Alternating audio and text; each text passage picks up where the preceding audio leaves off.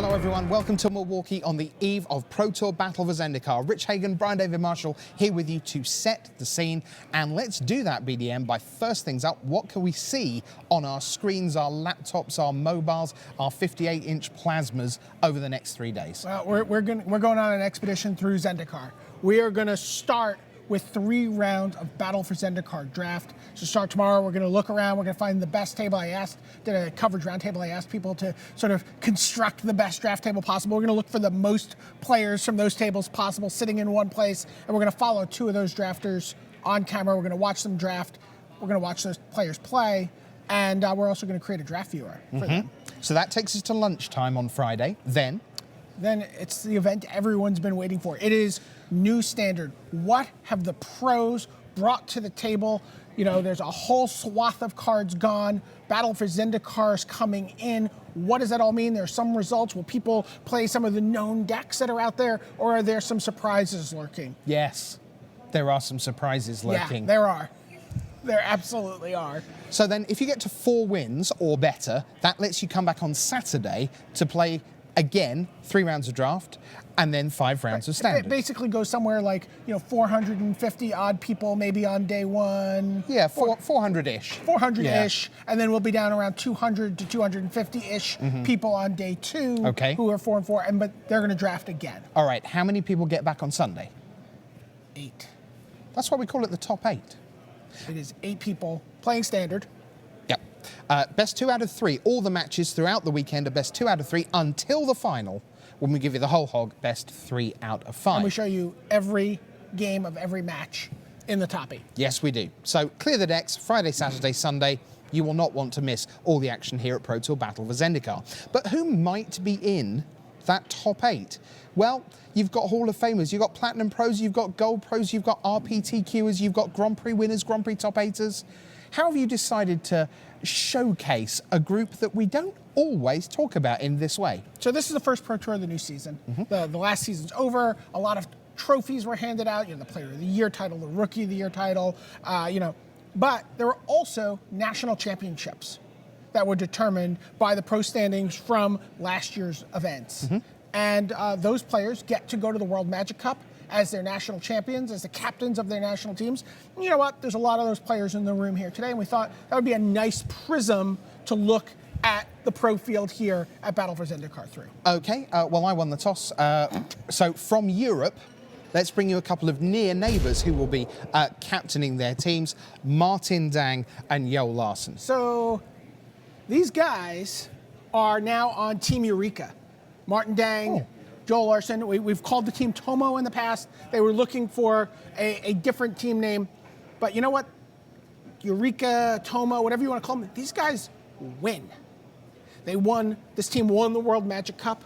This team won the Magic Online Championship. And then Martin Dang won a Pro Tour playing Atarka Red. Joel Larsen played a deck, called Red Deck Still Wins, or whatever he was calling his deck. But it was still another red deck. And these guys are good. It is a conglomeration of some of the best European players, Danish national captain, Swedish national captain. So let's take you now from Europe to Asia Pacific. Let's see our next pair of national champions. We're going to show you Huang Haoshan and Yuya Watanabe. Huang Haoshan is from Chinese Taipei. He is a member of Team MTG Midcard, so a number of other really formidable players, Nam Sung Wook, Li Shitian, to name a couple.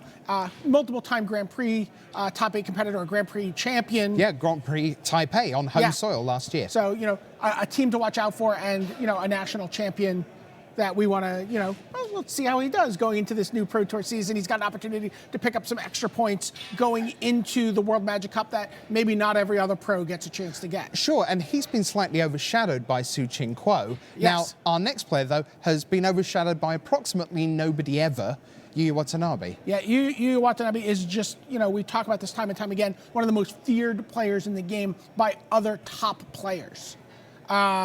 It was interesting, actually. There was something that came up with Yuya Watanabe at the World Championship. where there was a pick that a lot of people were talking about, by the way. It was Deadbridge Shaman over Cruel Revival. And, it was like, it's his first pick of the draft. And I actually got a chance to talk to you. We did a little interview with him. And I asked him about that pick. I was really curious. I'm like, Sure. and he's like, look, here's the going in. I like that Deadbridge Shaman was a 2-for-1. I like that it's cheap. Cruel Revival costs 5 mana. I don't like the spells that cost 5 mana in that format. And I made a terrible mistake. So even the best can do that. Even the best. All right, next up, we want to see how far apart we can go.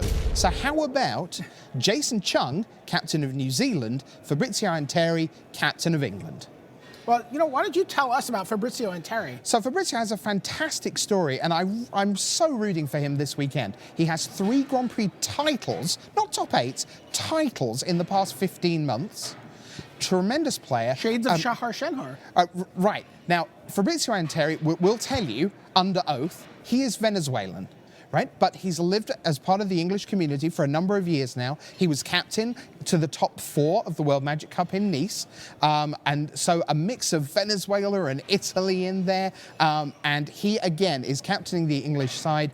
We're looking for great things from him this weekend. Because at Grand Prix, he is in the top 3 in the field. Wow. In the field with all the Hall of Famers and all the Platinums.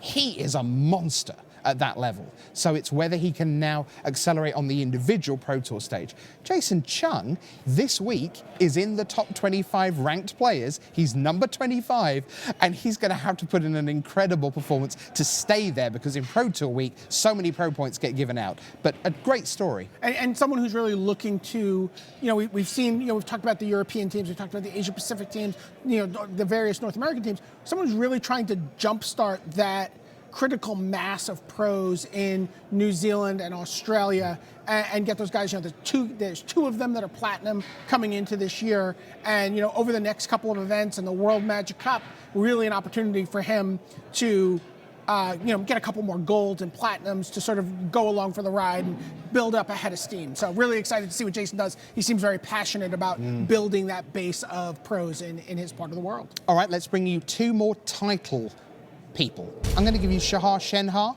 twice world champion, and the reigning player of the year, BDM, Mike Sigrist. Mike Sigrist, he said, I don't feel great coming into this Pro Tour. I talked to him, this event. He's like, I don't feel great. He's like, it's kind of how I felt going into the first Pro Tour last year.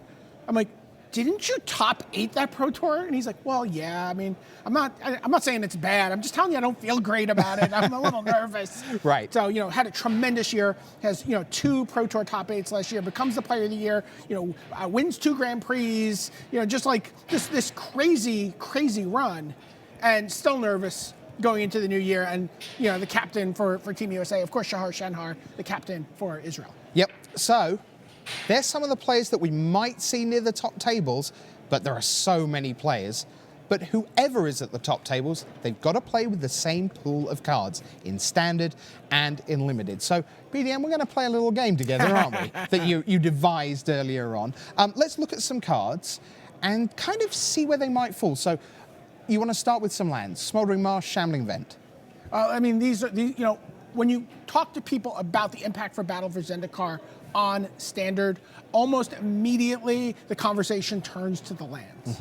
The lands are, this like the last tumbler in a safe that is filled with cards like Crackling Doom and Mantis Rider. Right. Okay. I can get to those Mantis Riders and Crackling Dooms if I could just get the last piece of the puzzle. And really, it's more than anything, the battle lands in concert with the fetch lands that'll be in Standard for a nice little period of time. So we know that these lands are going to be seen both in Limited and in Constructed. But the rest of these cards, well, both formats, one format, neither. Let's take a look. So I'm going to offer you up some cheap things. A Scythe Leopard, and then give you a 2-1 for 2 brackets, a 3-2 for 2. What's going on with landfall? Well, that's a big question. The last time we had a 1-drop landfall creature and a 2-drop landfall creature, when we were wandering around Zendikar, that was, Step Links and Plated Geopede. And those cards both made a tremendous impact with fetch lands, the ability to do some big things. These guys are a little smaller. It's a little different. I don't know if they're going to make the push into standard. Certainly as a landfall deck, I think you might see McKinley Slide Runner no matter what. It's just a very reasonable creature. It does what the red deck wants it to do, gets in some damage, it tramples over with a Become Immense, all that kind of fun stuff. All right, so if we've got some cheap creatures, I might want a way to kill lots of cheap creatures. So how about this next pair? You give me Planar Outburst, destroy all non-land creatures, I understand that, and then you've given me another 2/3. It's another Planar Outburst. No, it isn't. Yes, Explain. it is. Yes, it is. Return target card with Awaken from your graveyard to your hand. AKA Planar Outburst, AKA Ruinous Path, AKA Clutch of Currents, AKA Scatter to the Winds. Right, so the 3-mana new counter spell with Awaken. All right, so even though that looks like it's not a combo, it kind of is. So the first really big deck we saw in Limited actually was at the Community Cup. Joel Larson drafted a deck with 2 actual Planar Outbursts, Halamar Tidecrawler. Right, sure. And we really got that first look at how good Awaken is in Limited. Curious to see how it does. Will it find its way into Standard? All right. There's an Esper deck that you could build with a lot of the cards I just mentioned that has, Planar Outburst, Halamar Tidecrawler functioning as an Eternal Witness for cards that kill creatures and planeswalkers, cards that clear the board, cards that counter spells, and also make your lands into creatures. So. Well, if I'm playing 2 white or even potentially 3 white, then maybe I should play some other white cards. How about this white card that's coming up right now? This is our slam dunk pick for, yes, it will get played both in the mornings and in the afternoons. Yeah, crossover all-star Gideon ally of Zendikar. Whether you just, in the green-white, Megamorph decks, if there's an ally deck to be had, if you open it in Limited, you put it right into your pile, and he's just terrific.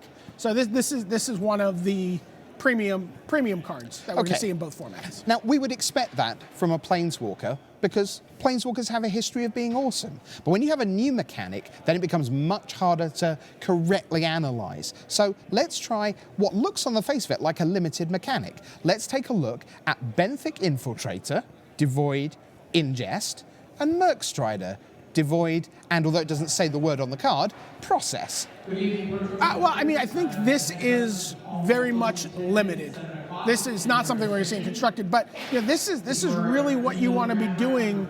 If this is the way you're going to go, if you're going to have cards like Mercstrider, which is sort of a slightly overcosted mana war, but if you're going to be playing with those cards, then you need to have cards like Benthic Infiltrator that can get through. There are some cards like Salvage Drone, but it's a 1-drop. It's not very impressive, and it's very hard to get through. This is a great card that's going to be a 1/4. It's going to be able to block. It's going to be able to hold the ground, and then whenever you want to attack with it, it can't be blocked. It should get in there. Yeah, it's going to be a big lesson for people coming out of the draft rounds. I think it's where the draft viewer can be tremendously useful tomorrow and on Saturday, is just where are people picking the 2 halves of this A plus B mechanic? I have never expected to be more glued to a draft viewer on Friday night than I am going to be to this. I'm really curious to see how the pros draft this. There's a lot of different directions you go. You can go this very straightforward, I'm going to just take all the cards that do this and this, or I could take all the best cards, or I'm really curious to see what the route the Ben Starks and the Chris Fennells and William Jensens and everyone else in the room take to this format. Now, we promised you some surprises. Here's a card that, if it does go the distance in Constructed, well, there will be some surprising things going on with it. Let's have a look at this legendary Merfolk ally. I always like to bet a long shot in one of these previews. Okay, and this is my long shot. This is a card. If you look at a lot of the discussion boards for decks from Battle for Zendikar, this is a card that a lot of people are really excited about. At the below pro level, right? Not you don't hear a lot of pros talking about it. With Jeskai Ascendancy, you can play this card on 6 mana with a Jeskai Ascendancy in play and go off. You can make all your land, all your 1-mana card draws, your Magmatic Insights and your Treasure Cruises, animate your lands. They get to untap with Jeskai Ascendancy. You start making more mana every time you cast a spell, and then you have this army of creatures that they have. They become 3/3 creatures with haste at your lands. They're getting bigger each time off the Jeskai Ascendancy. The bookkeeping is going to be tremendous if anyone pulls it off. But, it's going to be like, okay, here's a land that's a 9, this land's an 8, this land's a 7, this land's a 6, this one's a 5, this one's a 4, get in with all of them. Okay, this sounds lovely. It sounds very, very complicated. It is a long shot. Okay. I like my long shots a little cleaner. So for my long shot, how about this big boy? Ulamog, the Ceaseless Hunger. Let's not worry about the top right-hand corner. Let's just focus on all the good bits. The exile 2 target permanents, the indestructible, the exiling 20 cards, the 10-10. And let's just not worry about the 10 that's... Don't worry about the third 10. It's the bottom 10s you need to care about. Sure. Will we see Ulamog, the Ceaseless Hunter here at Battle for Zendikar? Well, who knows? It could put in an appearance. I've been somewhere. promised surprises by a lot of people this weekend, so. Yes. Yeah, and they're not talking about Ataka Red when they say surprises. I mean, if Craig Wesco played Ataka Red, that would be kind of a surprise. That would be a surprise, it's true. Or even Flock. Well, you know what to do to find out all the information on all the drafting for Battle for Zendikar, all the great new standard. It's a great time of year. It's great to have you with us. Don't you dare go anywhere. Friday, Saturday, Sunday, 3 days of Battle for Zendikar are coming right up.